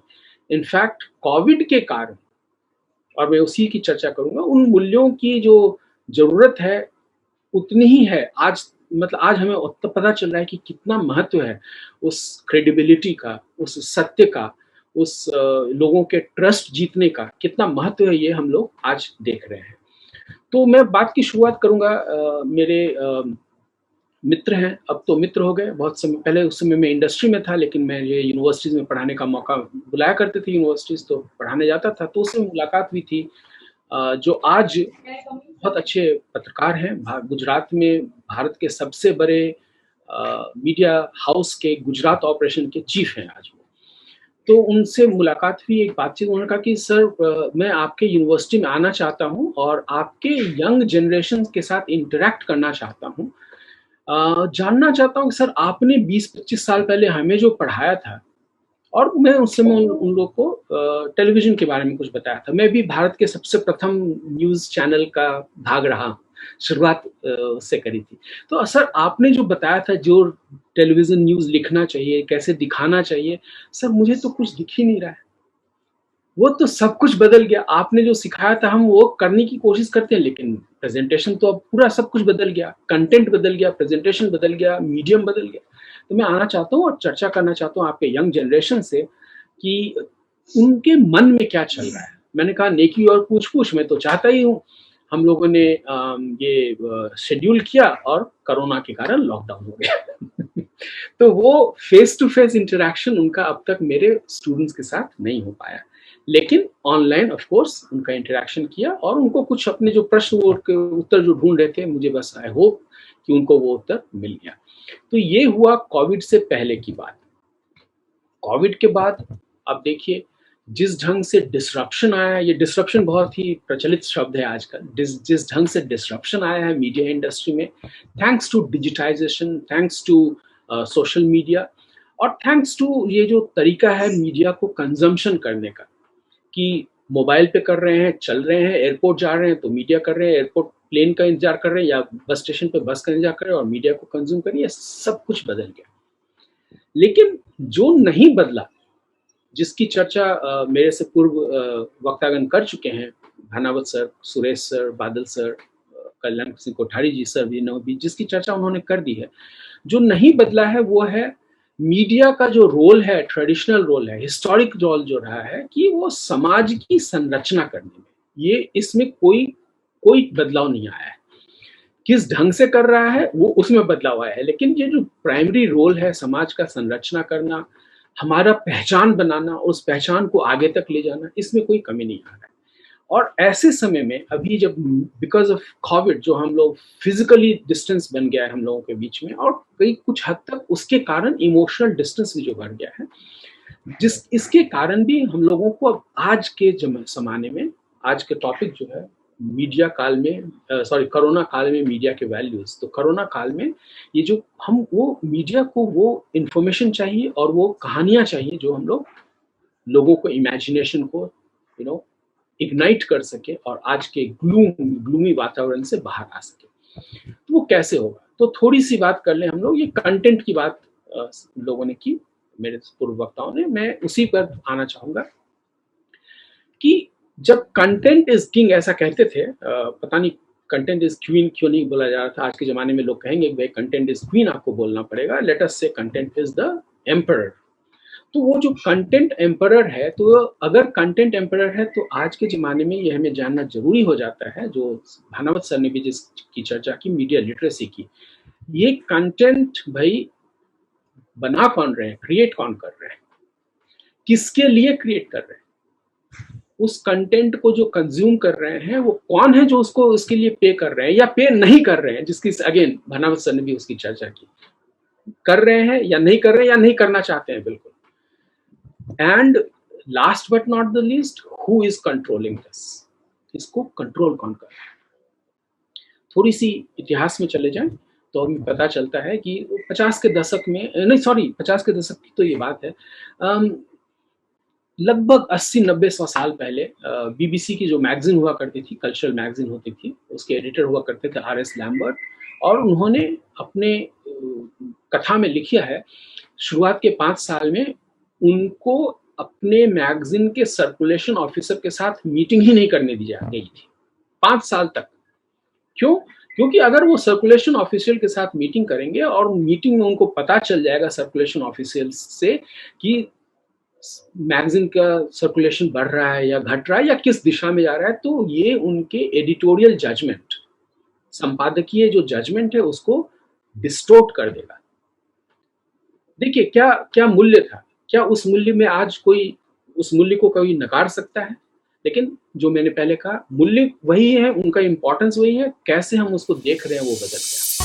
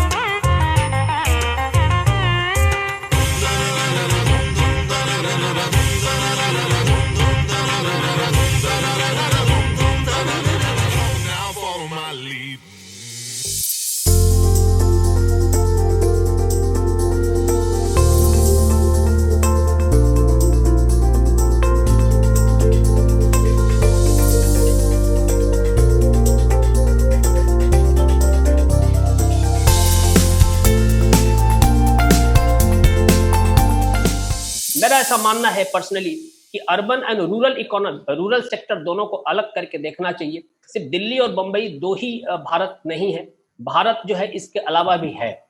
तो कहीं ना कहीं हमारी मीडिया इन 2 अथवा 2-4 मुख्य शहरों के बीच में, अगर मैं राजकीय, क्योंकि मैं न्यूज़पेपर और मीडिया का एक एडिक्टेड व्यक्ति में बोल सकता हूँ, एक पॉजिटिव एडिक्शन के फॉर्म में बोल सकता हूँ। मैं न्यूज़ खूब सुनता हूँ, बहुत बार इसके लिए घर में भी समस्याएं होती हैं। तो मैंने ऐसा देखा है कि चाहे वो राजकीय मतलब स्टेट वाइज हो चाहे नेशनल वाइज हो, कुछ शहरों तक हमारे समाचार रह जाते हैं, खास करके इलेक्ट्रॉनिक्स मीडिया में। प्रिंट मीडिया एक अच्छा काम जरूर करती है, लेकिन आज भी जब यूपीएससी के बच्चे तैयारी करते हैं अथवा तो पीसीएस की तैयारी करते हैं, तो कोई भी कोचिंग इंस्टीट्यूशन अगर 2-3 पेपर के नाम हटा दे तो बाकी पेपर का नाम रिकमेंड नहीं कर पाता है। तो कहीं ना कहीं इन सब चीज़ों को सोचने की आवश्यकता है कि किस तरह से हम इन चीज़ों को रखें। और मेरी तरफ से जो इम्पोर्टेंट बात जो मैं रखना चाहता था वो है शब्दों का सिलेक्शन। समय के साथ शब्दों के सिलेक्शन के स्तर को लेकर के एक बड़ा बदलाव देखा गया है, और दुर्भाग्य से खास करके जो सोशल मीडिया आने के बाद शब्दों को लेकर के और भाषा को लेकर के एक बहुत बड़ी एक चिंतन शुरू हुई है। मैं देखता हूं काफी सारे अभी ऑनलाइन जो न्यूज़पेपर्स शुरू हुए हैं उसमें आप सेंटेंस फॉर्मेशन देखेंगे तो अधिकतर sentence formation as per the grammatical point of view से देखें या तो शब्दों के चयन के पॉइंट ऑफ व्यू से देखें। कई बार ऐसा लगता है कि अधिकतर जो ये जो राइटअप है वो इंटर्न्स ही लिख रहे हैं, वहाँ पे एडिटोरियल अथवा तो एडिटर्स कहीं ना कहीं लुप्त हैं। तो मेरा ऐसा मानना है कि समय के साथ एक बदलाव की आवश्यकता है।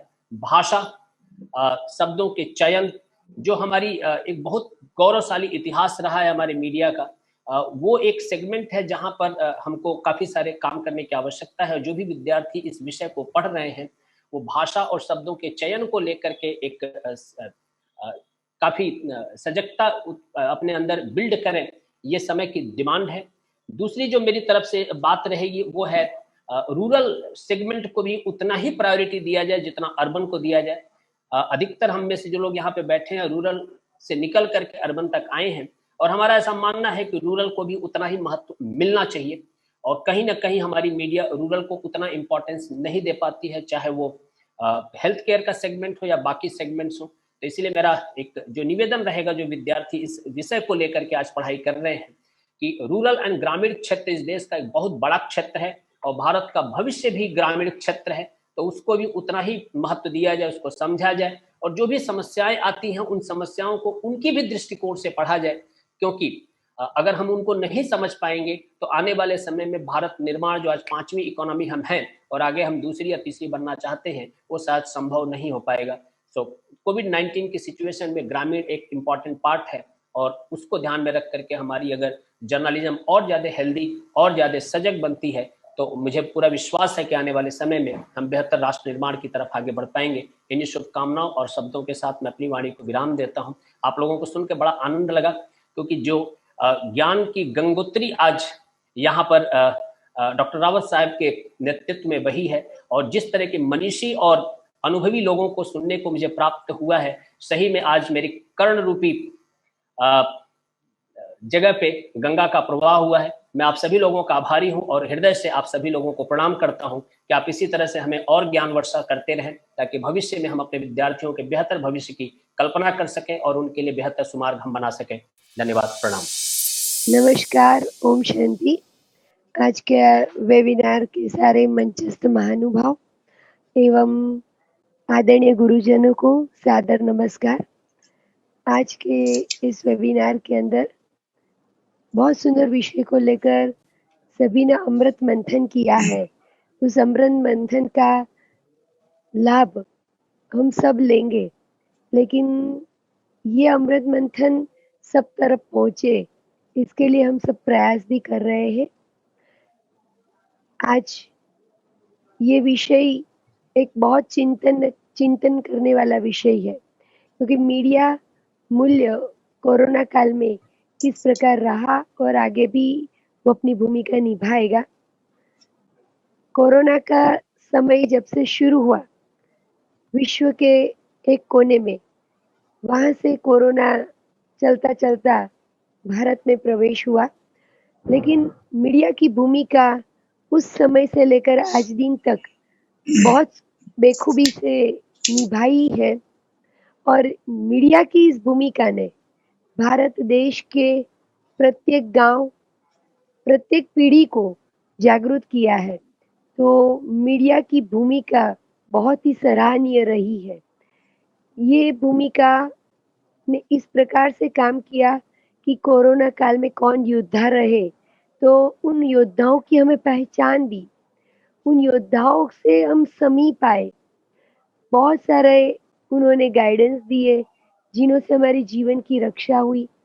तो एक तो इस मीडिया के माध्यम से, चाहे वो प्रिंट मीडिया रहा, इलेक्ट्रॉनिक्स मीडिया रहा, सोशल मीडिया रहा, लेकिन प्रत्येक माध्यम से लोगों में जागृति जो फैली, उन जागृति के माध्यम से हम सभी बच के भी रहे। हाँ, सरकारी आंकड़े कुछ सामने आते रहे प्रतिदिन संक्रमित होने वालों का और मरने वालों के, योद्धाओं के विभिन्न आंकड़े हम प्रत्येक, फिर तो टीकाकरण जब से शुरू हुआ तो टीकाकरण से लाभार्थियों की संख्या भी आती रही, तो एक जागृति पूरे विश्व में फैल गई। लेकिन इन जागृति फैलने के साथ साथ हम आज के इस सत्र में देखेंगे कि हमारे कोरोना जो वॉरियर्स थे, उन वॉरियर्स की पहचान एक अंतर्राष्ट्रीय स्तर की बन गई। जो वो एक छोटे से गांव में महिलाएं थी, जो उन्होंने वो गांव में कोरोना को प्रवेश नहीं करने के लिए बैरिकेड्स बनाए थे, मास्क बनाए थे, उन महिला को पहले कोई नहीं पहचानता था, लेकिन आज उन महिलाओं की पहचान दी मीडिया ने। बच्चों ने भी बहुत सुंदर सुंदर पेंटिंग बनाकर कोरोना की मैसेज सारे विश्व तक पहुंचाया, तो उन बच्चों को भी धन्यवाद दिया मीडिया ने। तो कोई भी प्लेटफॉर्म रहा, लेकिन मीडिया के आधार से उन बच्चों की एक पहचान बनी, जागृति भी बनी रही।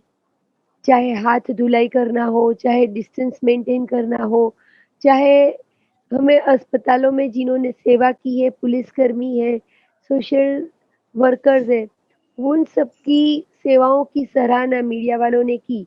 तो भल कई ऐसे सेवाधारी बन के रहे जो पर्दे के पीछे भी काम करते रहे थे, लेकिन पर्दे के आगे उनको लाने का काम मीडिया ने किया। तो मीडिया ने एक बहुत बड़ी भूमिका इस कोरोना काल में निभाई है, क्योंकि जागृति के साथ साथ लोगों को इंफॉर्मेशन भी दी है, और इसमें बूढ़ों ने भी बहुत अच्छी मदद की है। कई समाचार ऐसे हमारे सामने देश के कई कोनों से भी आए हैं कि कई ऐसे रिटायर्ड पर्सन थे जिन्होंने अपनी सारी जीवन की पूंजी लगा दी है सेवा भाव के लिए। तो ऐसे समाचार जब हम सुनते हैं तो लगता है कि दूसरों को प्रेरणा मिलता है, वो एक आदर्श बन जाते हैं, दूसरों को प्रोत्साहित करते हैं। तो वाकई ही मीडिया की भूमिका कोरोना काल शुरू हुआ उस दिन से लेकर आज दिन तक बेखूबी से उन्होंने निभाई है, और आज के दिनों में मीडिया ने जागृति फैलाने का काम भी जो किया है, उससे भारत देश जो कोरोना काल में झझूमा है, वो आंकड़े जो हम देखते, कभी कभी ऐसा भी लगता था कि दूसरे देश के आंकड़े और हमारे देश के आंकड़े, लेकिन वो जनसंख्या के हिसाब से अगर देखा जाए तो भारत नंबर 1 है, नंबर 1 रहेगा, और भारत देश बहुत सचमुच महान है।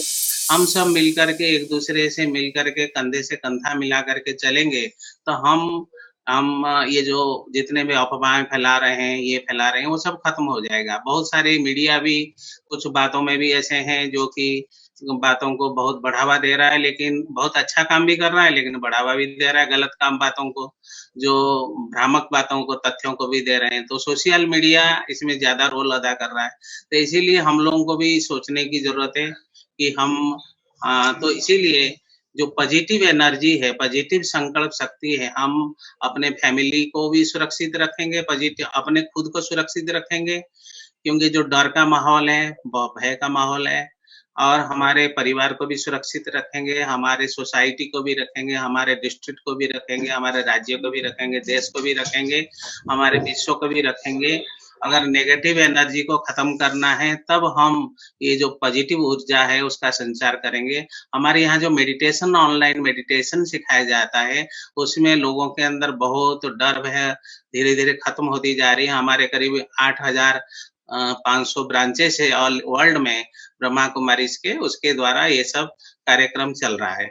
तो इसीलिए जो इम्यूनिटी सिस्टम हमारे जो वीक हो रहा है, उसका एक ही कारण है हमारा नेगेटिव संकल्प, जिसके कारण डर भय के कारण उसको जरूर करना चाहिए, क्योंकि जितनी बीमारियां आजकल हो रही है, मानसिक ज्यादा है और शारीरिक कम है। तो इसी कारण से कोरोना के टाइम में हम लोगों ने इसके लिए बहुत कुछ प्रयास किया। मैं लास्ट में आप सबको धन्यवाद दूंगा।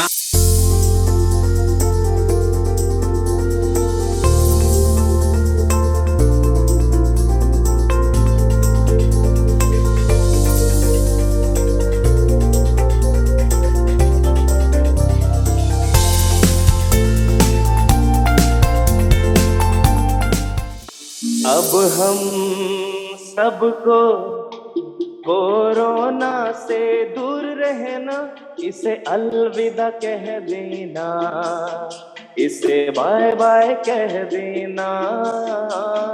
अब हम सबको कोरोना से दूर रहना, इसे अलविदा कह देना, इसे बाय बाय कह देना।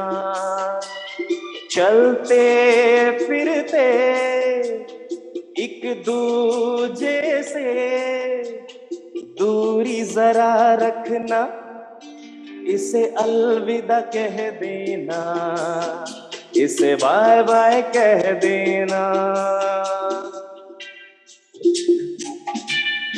सारी दुनिया में कोरोना ने नुकसान किया है, लाखों लोग हमसे जुदा हो चुके हैं, लेकिन हम अब इसकी साजिश पहचान चुके हैं। तो अब हमको ऐसे ही जागरूक करते रहना है मीडिया को, सारी दुनिया को अब और अच्छी तरीके से हम जागरूक करते रहेंगे इस संकल्प के साथ।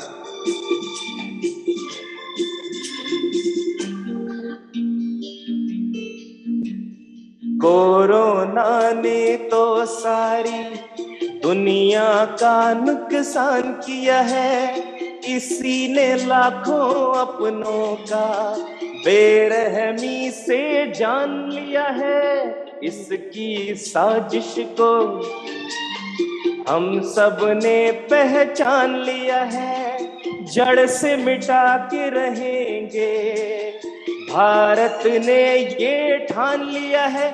मीडिया को इसी तरह सबको जागरूक है करते रहना, इसे अलविदा कह देना, इसे बाय बाय कह देना।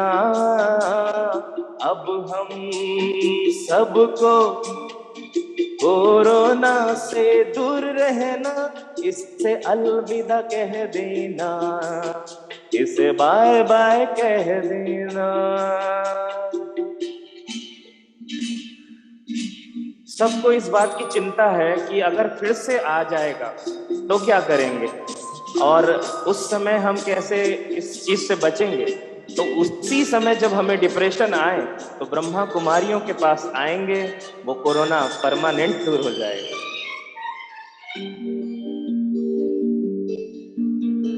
बीच राह में जो अगर फिर आए ये लौट कर और दुख भरी सी लगे जीवन की ये डगर, राजयोग मेडिटेशन की सहज विधि अपनाए, जड़ से मिटा के रहेंगे ये सहज विधि अपनाए। ब्रह्मा कुमारियों से शक्तियां लेने तुम आते रहना, इसे अलविदा कह देना, इसे बाय बाय कह देना।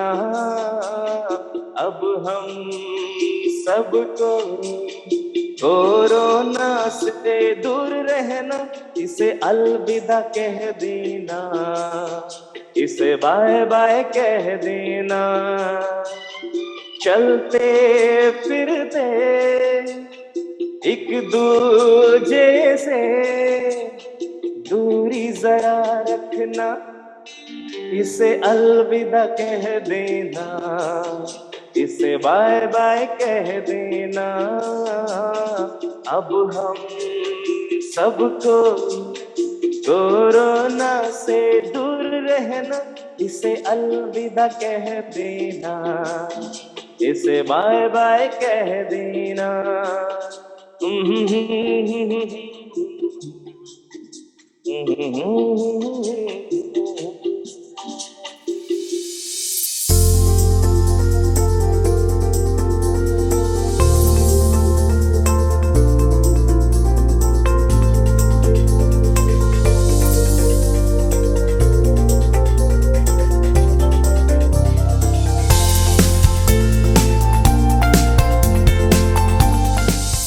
धन्यवाद ज्ञापित करना चाहूंगा हमारी टेक्निकल टीम का, जो कि रात दिन जब भी मैं उन्हें निवेदन करता हूँ वो सतत हमारे साथ में वेबिनार का आयोजन करने के लिए तैयार रहते हैं, चाहे समय सीमा में 1 घंटा ऊपर हो या 30 मिनट ऊपर हो, वो हमेशा बिना किसी भी प्रकार का उफ किए बिना हमेशा हमारे साथ तैयार रहते हैं, बिना किसी टेक्निकल ग्लिचेज के, बिना किसी टेक्निकल व्यवधान के सफल वेबिनार आयोजन करने में उनका हमेशा साथ रहे, और उनके ही बलबूते पे मैं आज करीब 80 वेबिनार पारुल यूनिवर्सिटी ज्वाइन करने के बाद में मैं कर चुका हूं, और मुझे आशा है कि आने वाले 2 महीनों में शायद मैं सेंचुरी बना लूंगा वेबिनार के आयोजन में।